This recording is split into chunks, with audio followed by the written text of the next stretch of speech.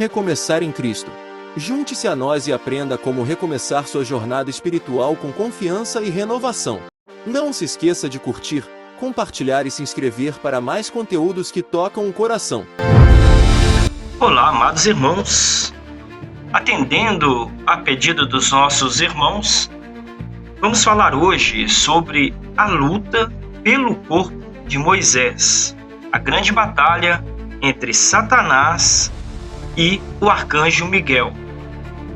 Vamos saber por que houve a luta pelo corpo de Moisés. Qual era o objetivo ali de Satanás lutar pelo corpo do profeta? Então, amados, por que houve luta pelo corpo de Moisés? Sem enrolação, eu vou dar a resposta para vocês de imediato e vou comprovar à luz da Bíblia, né? Vamos conferir à luz da Bíblia essa resposta. Por que houve luta pelo corpo de Moisés? Porque Satanás pensou que ele era o Messias. Exatamente isso. Satanás pensou que Moisés era o Salvador do mundo. Por isso ele se levantou. Então, em Gênesis 15, 13 e 14, Satanás, observando a profecia que foi dito, sabe com certeza que a tua posteridade será peregrina em terra alheia e será reduzida à escravidão e será afligida por 400 anos. Mas também eu julgarei a gente o que tem que se sujeitar-se e depois sairão com grande riqueza. Então, uma promessa. E Satanás atento ao que? Os 400 anos. O que significava 400 anos? 4 gerações. Representa 4 gerações do povo hebreu. O povo de Abraão, que foi levado para o Egito na época de José. O povo se refugiou perante a fome que houve.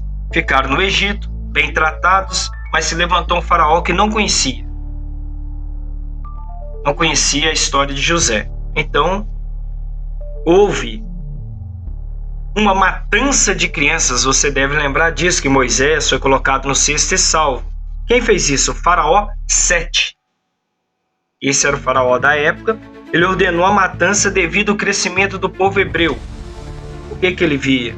O povo hebreu crescendo muito na região. Ele começou a oprimir o povo, começou ali dificultar a vida para o povo hebreu, escravizando, tendo eles ali como escravos e não como estrangeiros na terra, mas simplesmente como escravos. Tem uma mensagem em 15:13 de Gênesis, que fala que então disse o Senhor a Abraão: sabe com certeza que peregrinará a tua descendência, a descendência do Senhor, e será reduzido à escravidão e será afligido por 400 anos. Você tem que guardar bem esse número, 400 anos. Seria o tempo que os descendentes de Abraão seriam afligidos. Então esse faraó começou ali a afligir o povo. E pensa bem, 400 anos é muita coisa. E Satanás observando isso. Mas o próprio Satanás também ouviu que a 4ª geração se levantaria. Ele sabia dessa profecia muito bem. Então ele mesmo colocou essa ideia na mente de Faraó. Porque a 4ª geração de Deus se levantaria um libertador. Satanás queria destruir a 4ª geração dos hebreus. Você sabe que a história não deu certo para Satanás. Então ele passou a observar Moisés. Ele viu Moisés realizar milagres com as 10 pragas no Egito. E viu ele abrir o Mar Vermelho com o toque do seu cajado. Realmente dá para entender bem a obsessão sobre Moisés. Então Satanás começou a entender: este é o Messias, aquele que vai salvar a humanidade, todo mundo, inclusive o povo do Egito, aqueles que viessem acreditar no Deus vivo. Então isso trouxe uma grande preocupação a Satanás e começou a perseguir Moisés. E Moisés não foi só esses feitos, né, de libertar o povo, tirar o povo ali através, claro, do poder de Deus, mas ele ali era o grande profeta, o qual Deus estava usando.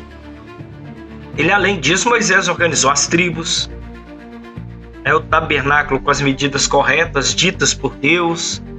Ele falava face a face com Deus.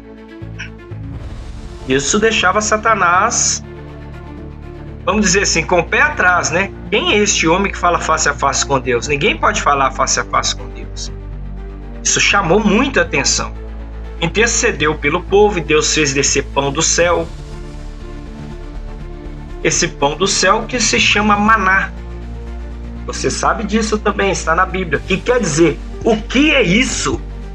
O povo ficou tão admirado que quando começou a cair pão do céu, o povo disse: o que é isso? Que é isso? Esse é o significado do nome maná. Ele também orou pelo povo a Deus e Deus deu carne.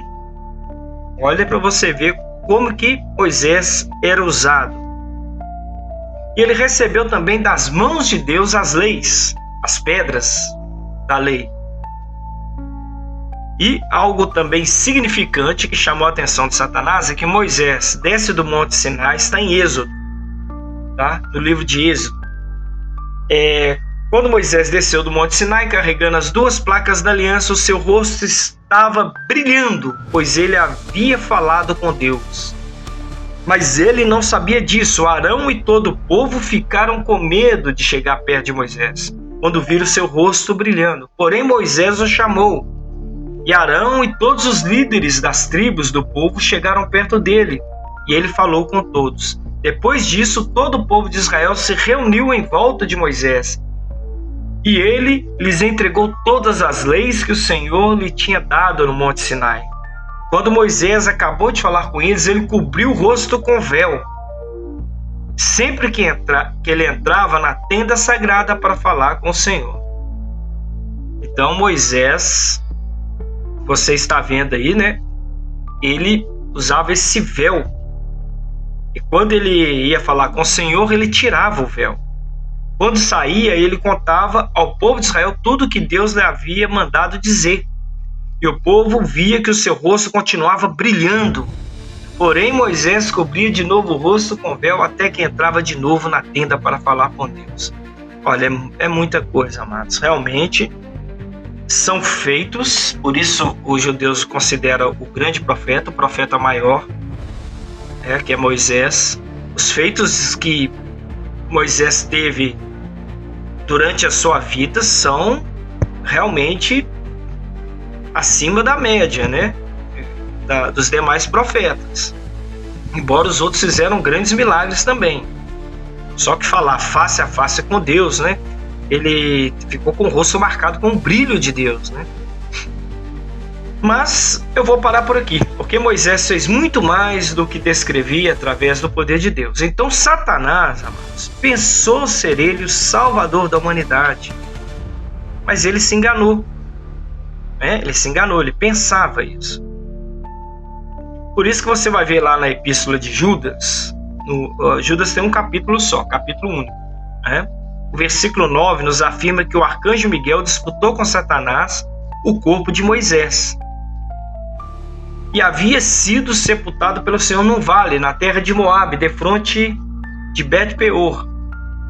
E que ninguém ficou sabendo o lugar da sua sepultura. Está em Deuteronômio 34:6, quem quiser acompanhar aí na Bíblia.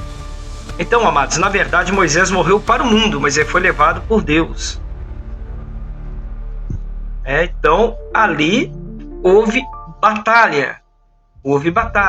Observando as escrituras, você percebe que Satanás ficou sem entender a questão de Moisés, mas também sabia que ele não era o Messias, porque ao longo do tempo ouviu os profetas como Isaías, Miqueias e demais profetas, tanto maiores como menores, falar a respeito da vinda do Salvador.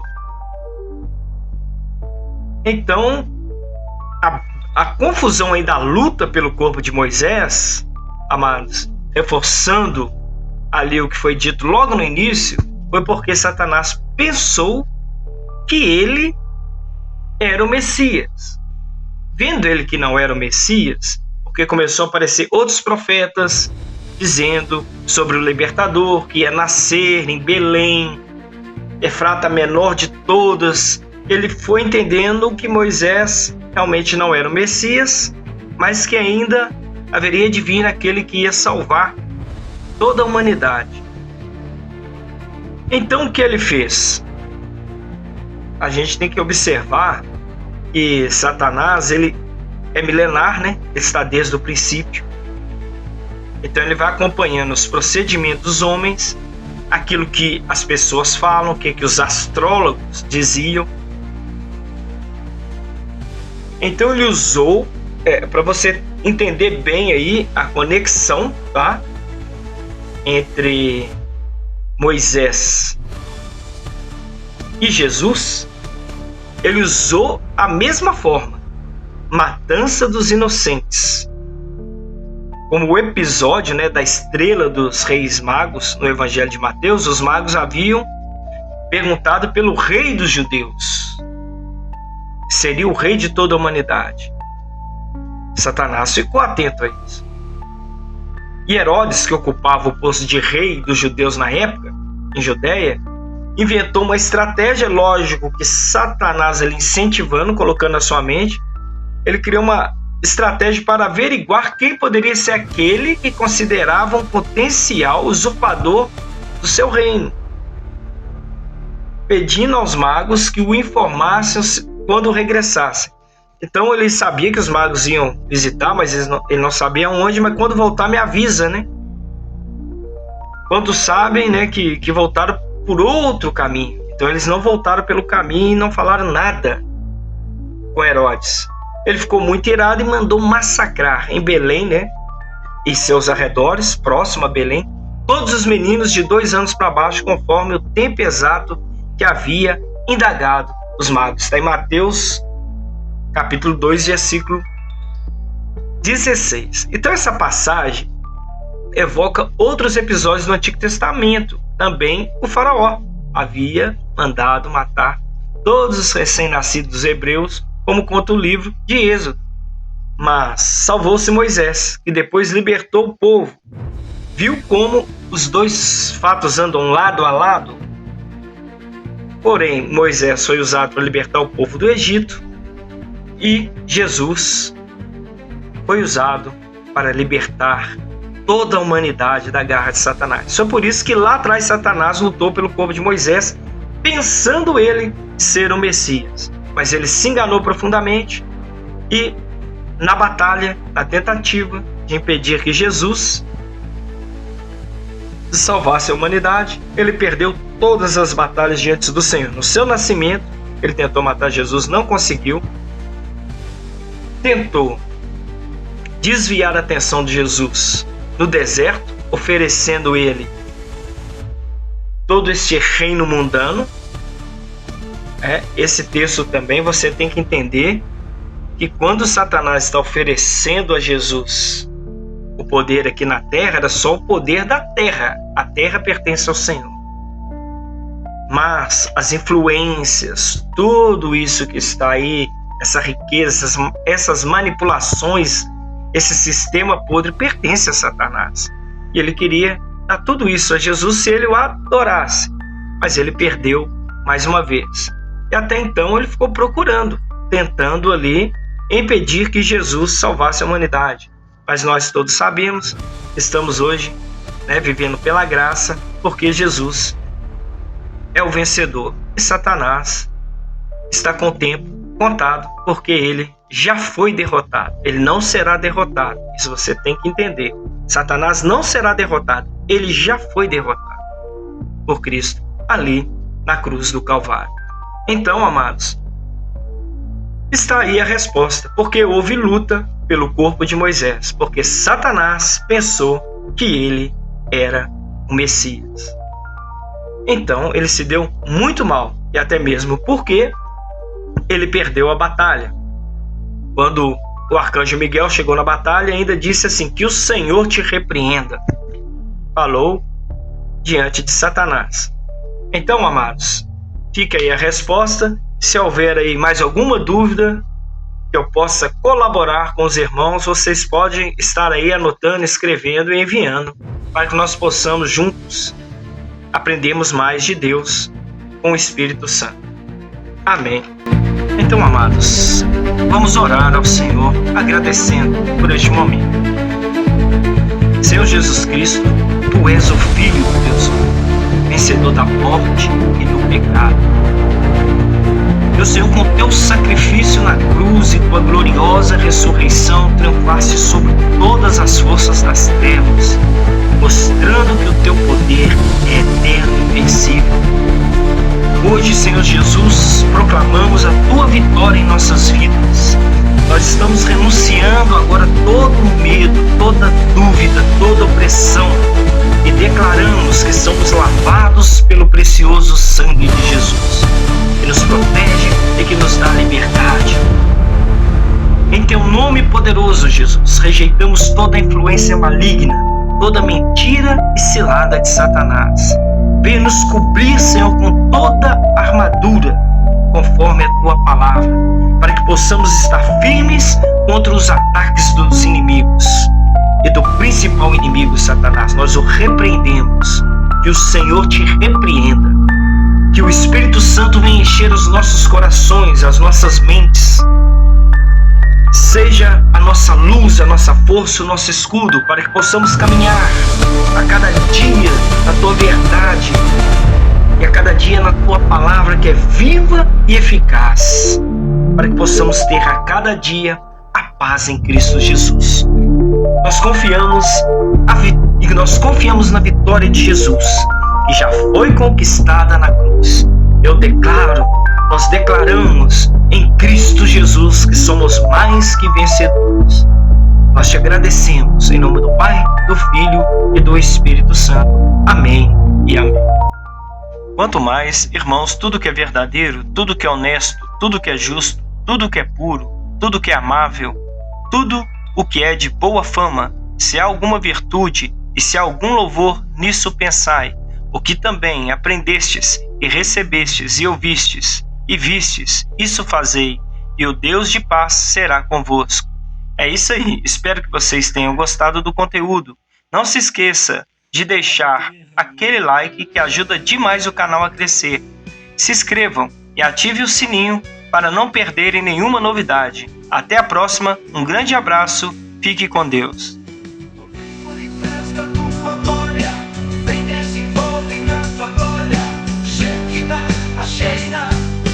Deixa a glória do Senhor encher a sua vida. Deixa a glória do Senhor curar suas feridas.